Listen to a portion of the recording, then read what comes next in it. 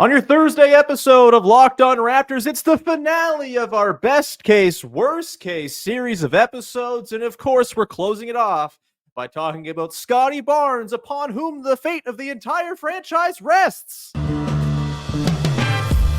You are Locked On Raptors, your daily Toronto Raptors podcast, part of the Locked On Podcast Network. Your team every day.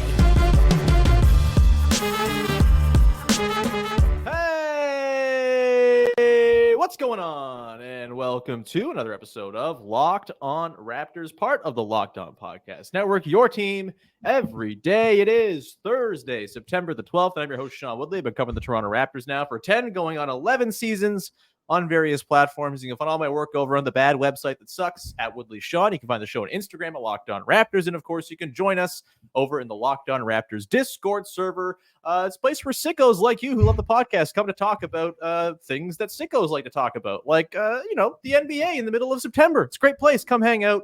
Lovely little listener community we got building over there on the Discord. And as always, it is free to join. Once again, link in the description of the podcast. Of course, you can find the show for free wherever you get your podcasts on the audio and video sides of things. Go support the show. However it is your app of choice asks you to support the shows you like. It's much appreciated when you go ahead and do that. And today's show is brought to you by our friends over at Game Time. Download the Game Time app, create an account, use the code LOCKEDNBA for $20 off your first purchase. And let's get rolling here on your Thursday edition of the show, talking Scottie Barnes as we close out our now 3-week long stretch of episodes going through the best and worst case scenarios for all of the core players on this team.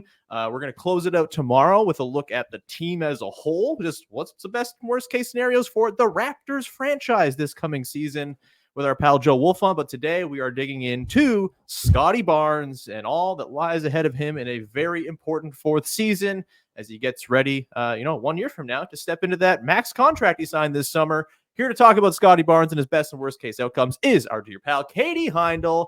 How the hell are you, Katie? I'm good, man. Busy week. Been to some TIFF events. Saw Pulp in concert, which was an amazing show. Yeah, just like my summer's not over. And it's like still shorts weather, Katie. Is it the shorts Wearing update shorts right now? Remaining shorts weather. Same here. I actually need to clean some shorts. I'm on like the end of my shorts because it's been so warm lately. Damn it! But we're not here to talk about shorts, although it seems like we talk about shorts 50% of the time you're on the podcast. We are here to talk about Scottie Barnes, and we'll start off, we'll get into the worst case and most likely case scenarios for him this year, but let's start off positive, happy, very, very good stuff. Scottie Barnes, best case outcome for me, Katie. I think it all kind of boils down to one number, and that would be, are the Raptors winning the minutes that he's playing this season? And if they are, that to me feels like the best case scenario, and all of the different sort of, numbers in various parts of the floor, his shooting, his defense, all the different things we're looking for as far as individual skill development. If we're seeing an on-court net rating of something positive when Scottie Barnes is on the floor, that tells me all the other stuff is going in the right direction.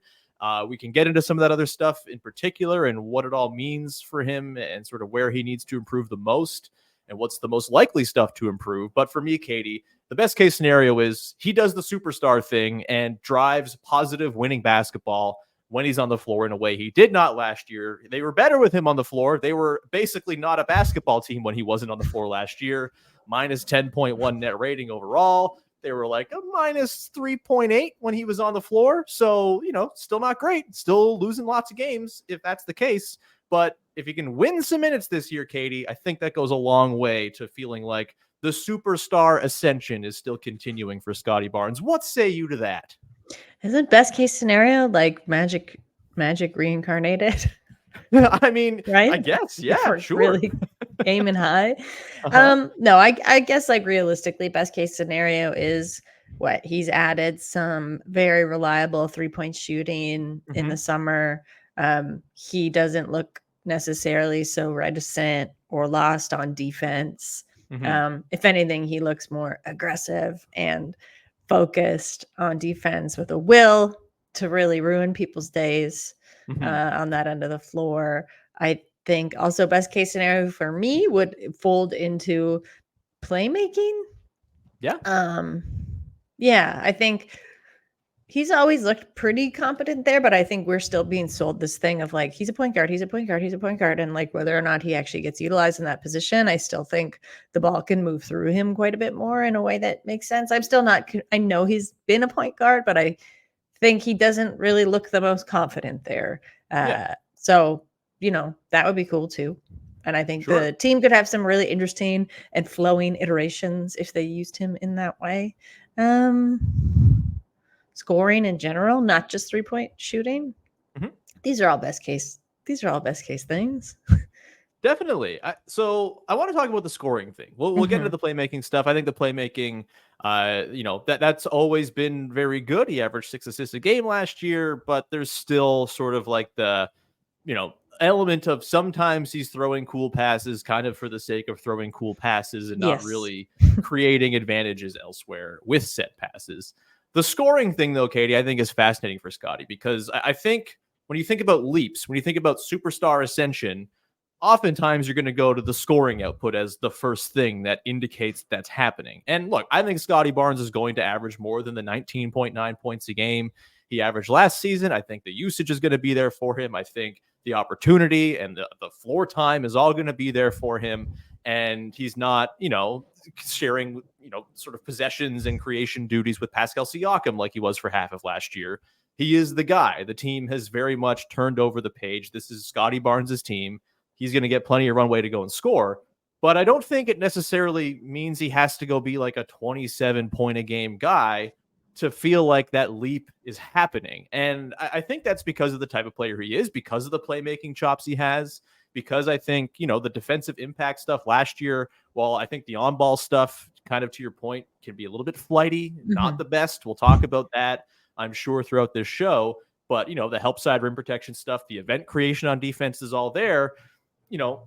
I think because of everything else he does as this sort of jack of all trades, the scoring does not have to take some gargantuan leap for me to feel pretty good about the superstar trajectory still being there for Scottie. And I think it's interesting. They seem to have built the team around him with just like a lot of play finishing, a lot of guys who can take advantage of the attention he garners, the playmaking he has. And there'll be nights where I think Scottie Barnes kind of doesn't score a whole lot, and it's Quickly or Barrett or Grady Dick has a big night or Jakob Poeltl's feasting around the rim. And I think they'll be pretty content with that.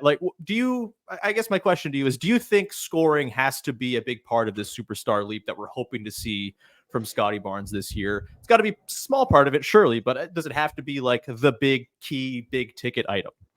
Not necessarily, because I think a lot of the other things I pointed out and seem important to me for his growth on the floor, and I also think his growth more generally as an athlete in the NBA has to do with a certain sense of responsibility and maturation. And to be fair, those things aren't going to come by scoring a ton on your own, right? Those things are going to come by being more of a I mean like a wide lens facilitator. I don't just mean like playing point guard. And I think having to sit back a little bit and, to your point, watch all these other guys kind of finish and score what you're setting up for them because you are drawing all the bodies towards you. I think that's a smart way to accelerate that growth. I think the most important thing will be striking a balance because, he is still a young player. He's very young in the league still. And, to grow his confidence, he still needs a lot of touches and to feel like he is the star. So I think it's striking this balance of, you don't want to coddle somebody. You want to have an athlete understand that they're part of a larger ecosystem. But at the same time, when you're like constantly being like, we built the team around you, like you're our guy, you're our superstar, you're our future, you do have to play into that somewhat. But yeah, to your point, I don't think scoring has to be the be all end all. I think Scottie Barnes is the ways he can be impactful on the floor in game winning ways go well beyond that and I think that's by design. Totally. I'm 100% with you there.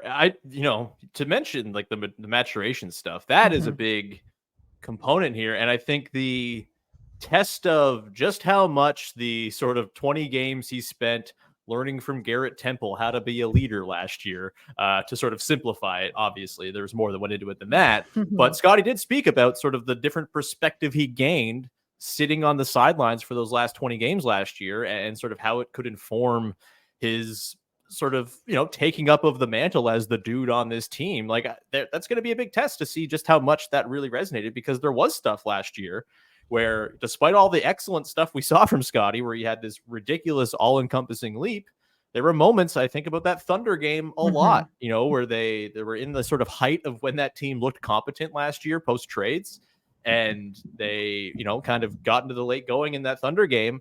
And Scottie kind of deferred and kind of sulked and didn't seem thrilled that he maybe wasn't the core fixture of everything they were trying to run an offense. And I think that probably left a lot of like a sour taste in a lot of people's mouths. That was like one of the last games we saw of Scottie Barnes last season. There was a lot of really good stuff kind of sprinkled around that game that you can't forget either. I think the Pacers game, which I think was his last full game before getting hurt, was one of the better games he's played as a Toronto Raptor. There's all sorts of good stuff to pull from that stretch too, but I do think the maturation stuff is going to play into this big time. And if he's ready to kind of assume the mantle as the main guy and kind of be the straw that stirs the drink for everybody else, that's going to go a long way towards that leap, I think, being achieved.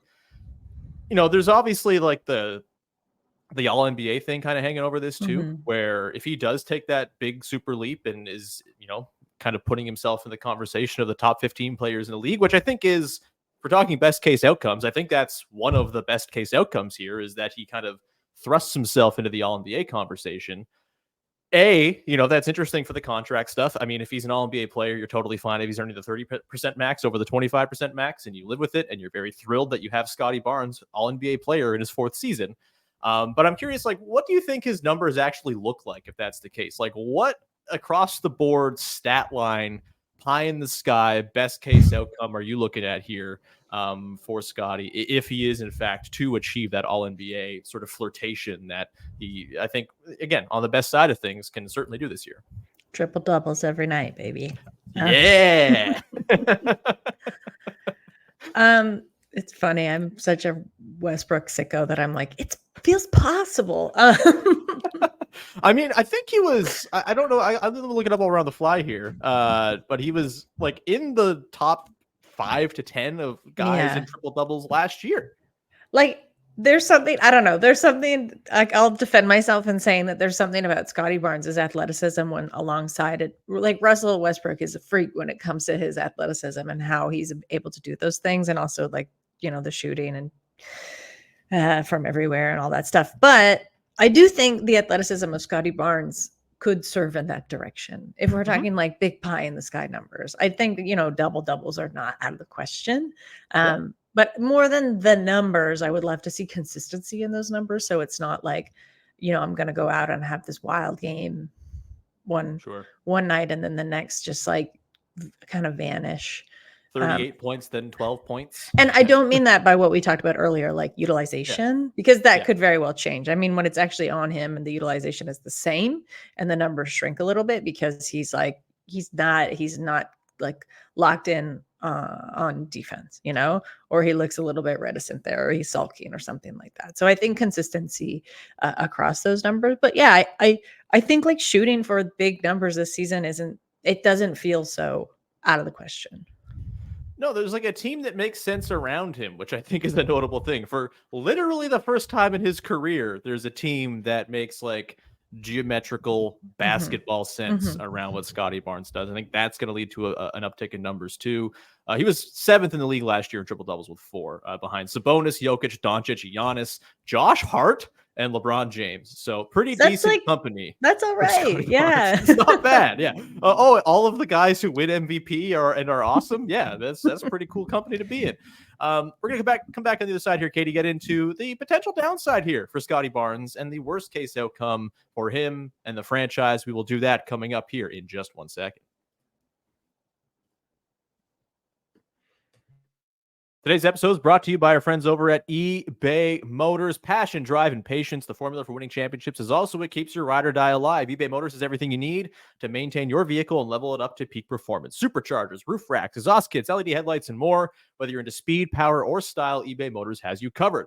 Over 122 million parts for your number one ride or die. You'll always find exactly what you're looking for. And with eBay Guaranteed Fit, your part is guaranteed to fit your ride the first time, every time, or your money back. Because with eBay Motors, you're burning rubber and not cash. With all the parts you need at the prices you want, it's easy to make your car the MVP and bring home huge wins. Keep your ride or die alive at ebaymotors.com. Eligible items only. Exclusions apply. eBay Guaranteed Fit only available to U.S. customers.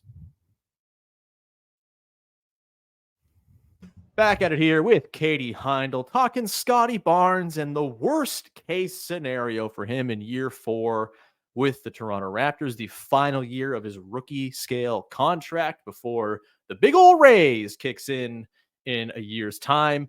And I think, Katie, it kind of comes down to this. I talked about him driving winning minutes and that kind of being the core thing that all superstars do. If you are someone who drives positive, intense positives when you're on the floor, that is superstar stuff, regardless of what the actual numbers might be. I think there's also a world this season where, things don't go super well. He doesn't drive winning. Maybe the team doesn't coalesce the way it seems like at least the starting 5 should on paper this coming season. The defense really struggles, whatever it might be. The kind of season falls off the rails. And Scottie Barnes, once again, is not driving positive minutes. I think in that case, in this worst case outcome, the question of can he be the best player on a serious playoff team, that starts to seep into the discourse a little bit. That to me is the worst case outcome for you, where the overarching 10,000 foot view of this franchise gets a lot murkier because Scottie Barnes doesn't quite do the thing and take on that sort of superstar burden of carrying teams to positive minutes. Again, we can get into the specific skills and areas where that could kind of be his downfall, but what do you make of that? Like, if the Raptors are a negative team with him on the floor, does that start to give you pause about, okay, this whole thing being built around Scottie Barnes might not be the greatest plan if you're trying to go and be a contender in the next handful of years?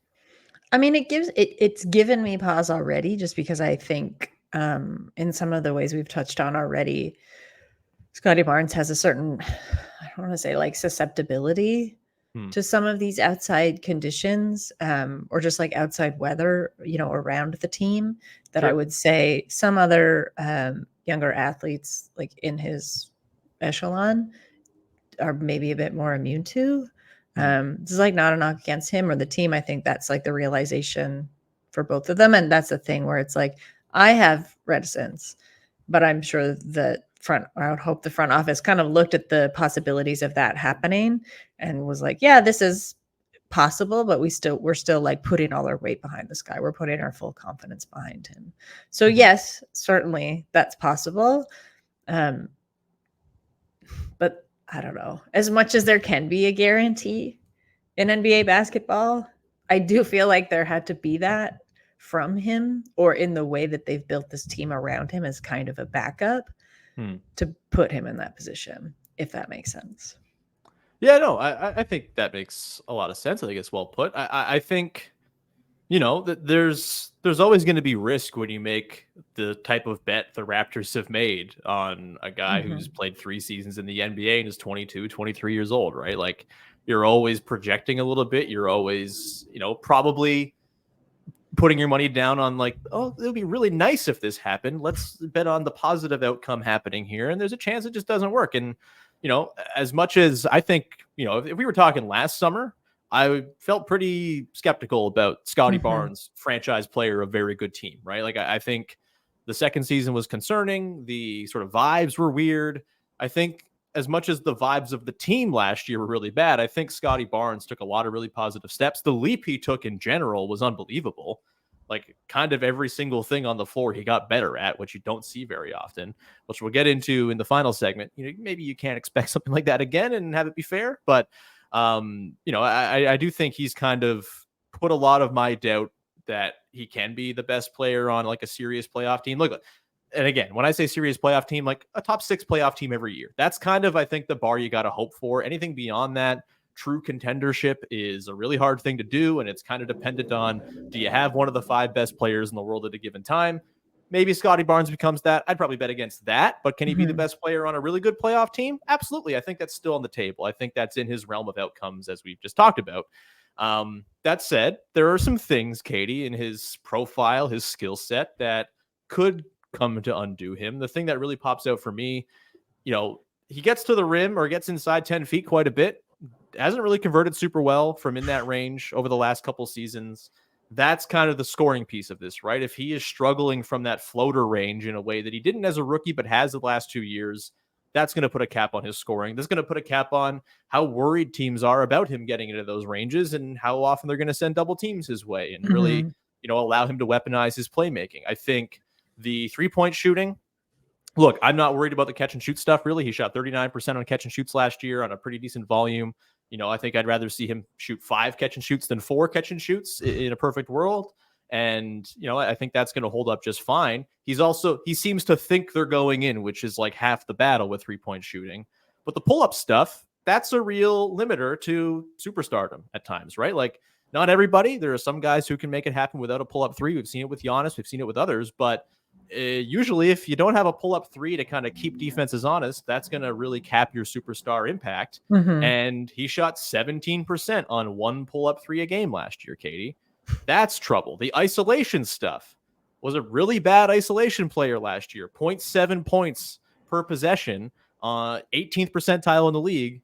He struggled to score in single coverage, right? Like, and if that's the case, like that's the stuff that, like it or not, that tends to dictate who the superstars are and are not. Do you have confidence he can kind of, tilt those numbers in the right direction with a team that makes more sense around him? Or are you still reticent about kind of those areas of the floor in particular on offense? I think with the isolation point specifically, I'm more hopeful about that, given, to go back to what we said earlier, the way the team is structured around him, there's going to be so much more movement. So it's not that that's going to draw isolation defense away from him, but maybe he'll find more spaces to be able to do something right around them. It's very interesting because I remember when Scotty's first and second season, when he had possession and he would do these like wild dribbles that seemed like they were 10 feet in front of him. Like that's how he handled the ball. Right. And it was worrisome because it was like, it's a lot of room to have somebody turn that over on you, but it didn't never happen, but it rarely happened. He had a lot of confidence in that. So I don't know. I'm still kind of confused that the isolation point isn't where he's able to thrive. He's not the quickest, but he is bigger and he does have a decent footwork.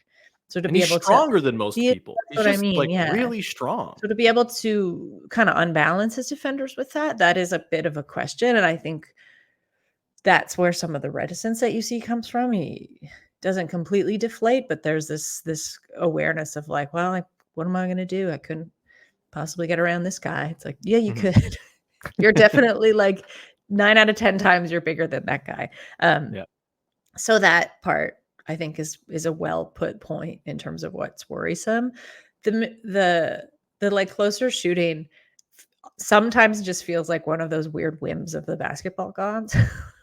You know what I mean? Like, there's no reason with the catch and shoot numbers, what they are like, there's no reason why that can't tick up. And again, I will say the way that the team is going to move, the fluidity, I think will allow for more space and him to just like get to and find more spots that feel comfortable.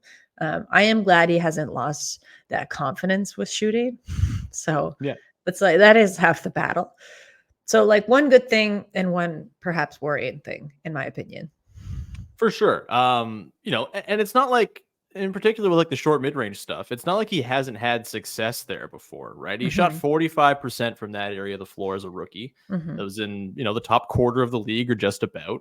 Last year it was 39%, which is weird. Bottom half of the league, not what you want. It was 41% his second season. So it's been on a steady decline there, which is weird.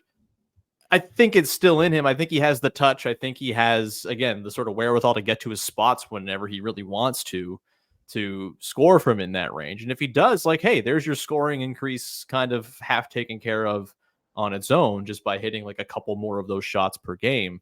And like the mid-range stuff, he was a 43% long mid-range shooter last year. He's never been worse than 50th percentile as a long mid-range shooter in the league. So top half of the league or so his entire career. That's an encouraging indicator if you're looking at the ISO stuff where he can kind of get to his own look, pull it from 18 feet.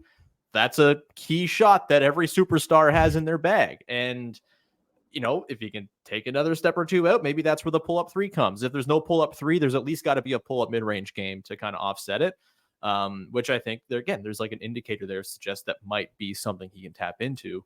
So, and like he still scores 70% at the rim. He gets to the rim. He shoots inside 10 feet, 60% of the time. Like he has a pretty good shot chart in terms of what you're looking for. I think we will see an uptick in the efficiency, but if it doesn't, then that's where that worst case situation certainly comes in. And you start to really question, like, hey, just how much can this guy be the sort of guy who carries an offense? We're going to come back on the other side, Katie, get into what we think is actually going to happen with Scottie Barnes this year, the most likely outcome. And we'll do that as we close up the show in just one sec.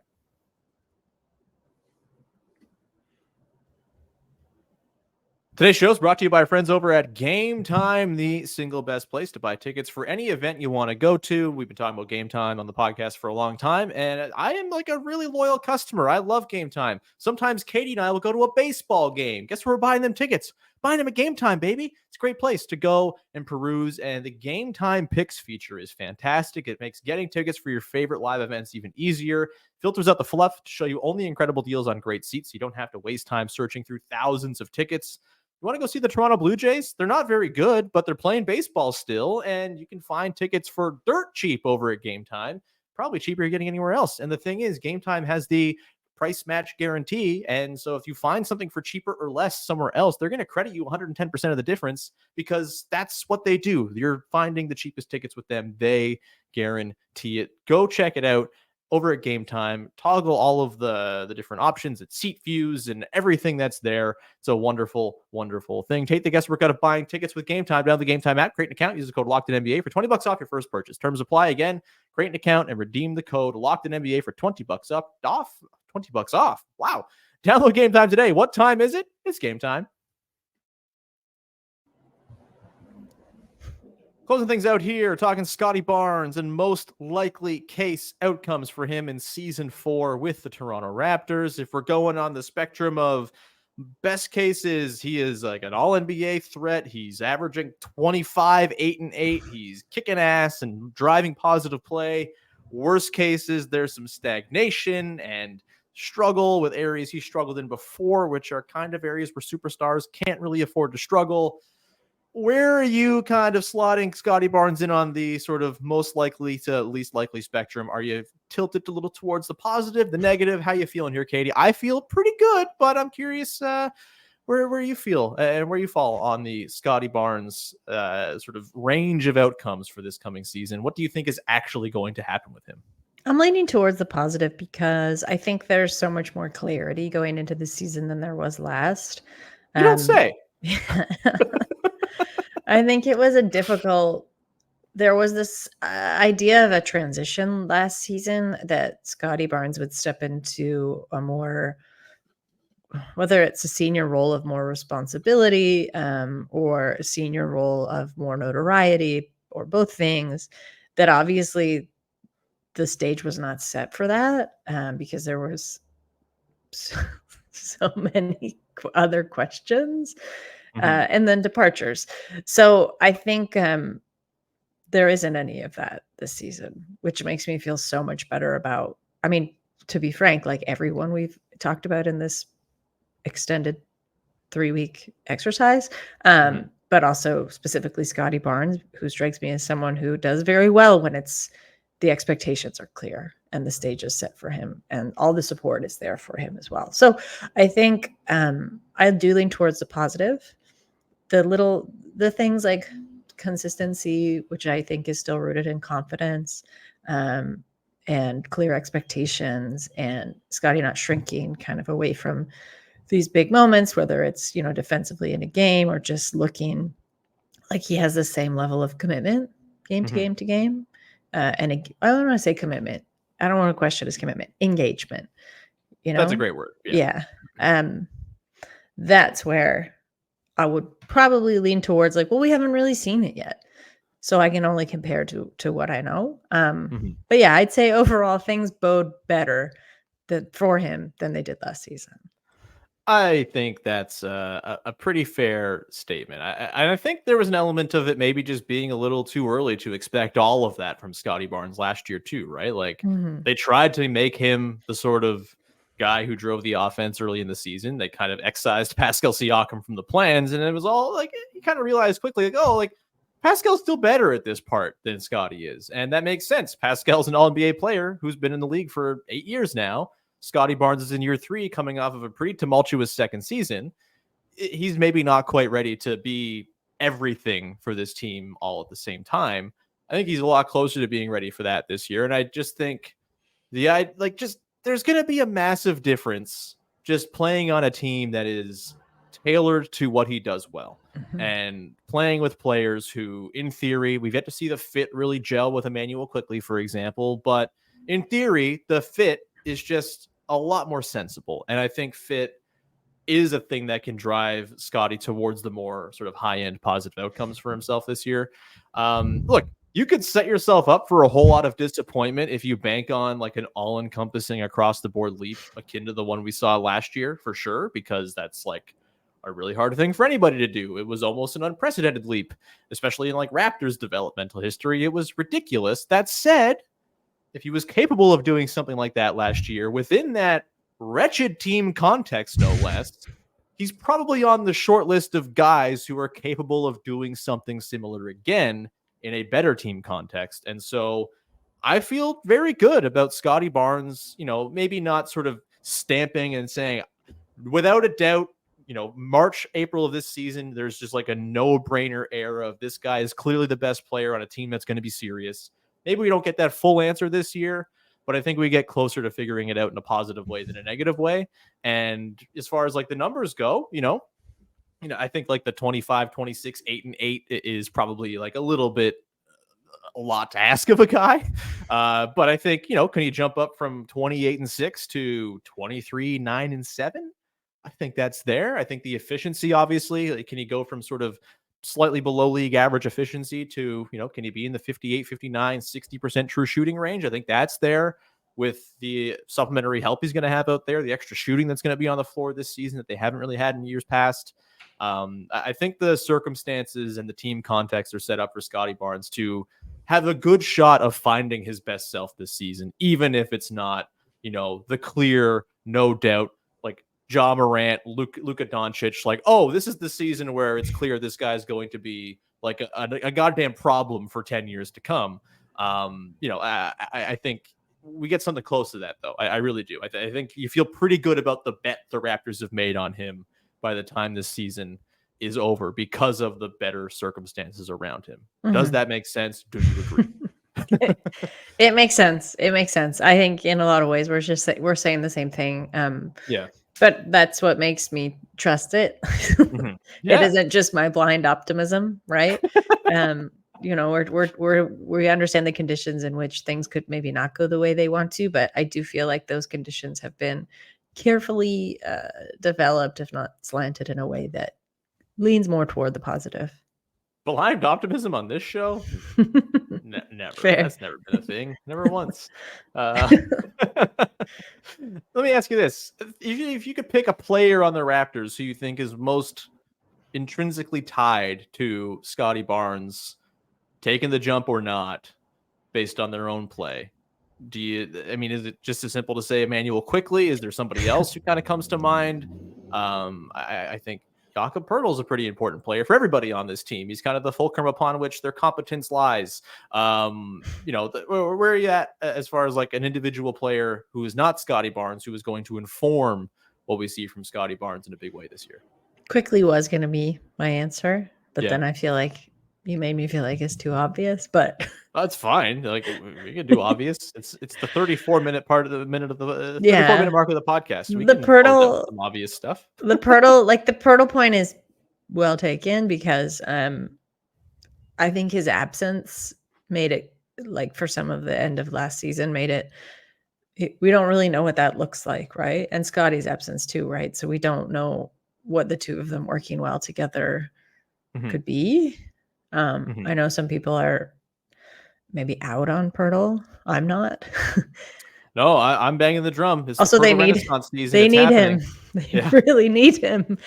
So, unfortunately we can't be out on that guy professionally.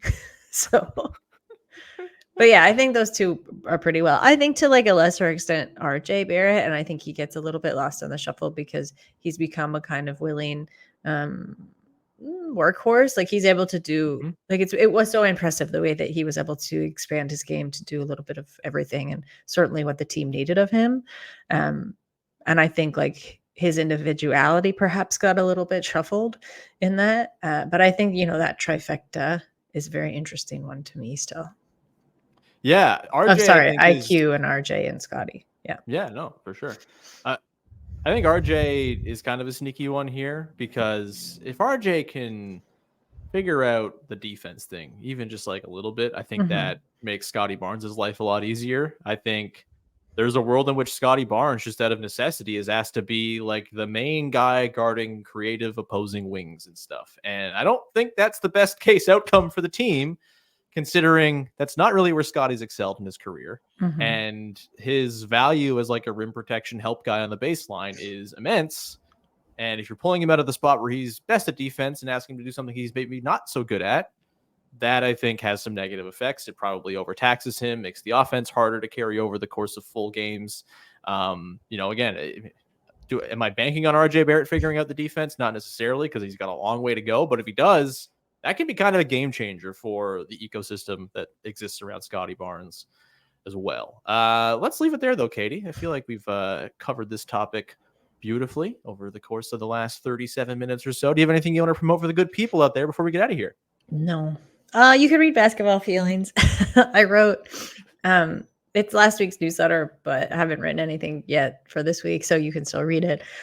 Just about the blatant misogyny in a lot of the commentary and fan commentary for the WNBA and death threats and the way that people are very uncomfortable still with women's bodily autonomy, as just exemplified in something as simple as a hard foul on occasion.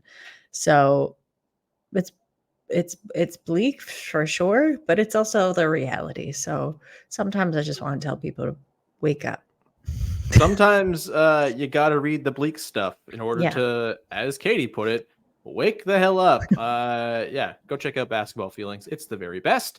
In the meantime, thank you. We're back again on Friday. We got Joe Wolf on. We're going to talk about the Raptors overall as a team, best and worst case scenarios. That's a wonderful thing. It's going to be very exciting. First time Wolf on's been on the podcast in a while. So miss that guy. Miss that guy too. I miss Pound the Rock. It's very upsetting. With no Pound the Rock, I'm hoping Wolf on becomes a regular fixture of the show once again. We'll leave it there. And until next time, you can follow, subscribe, rate, review, tell a friend, support the show wherever you get your podcast. It's always appreciated. YouTube, Spotify, all that good stuff. And we will talk to you again on Friday with another episode of Locked On Raptors. Thanks for hanging. Bye-bye. Katie, this shot has been really bad lately. I've been missing quite poorly. I was working on my form before. Fingers crossed. Let's get it back today, okay? No. Still terrible. Bye.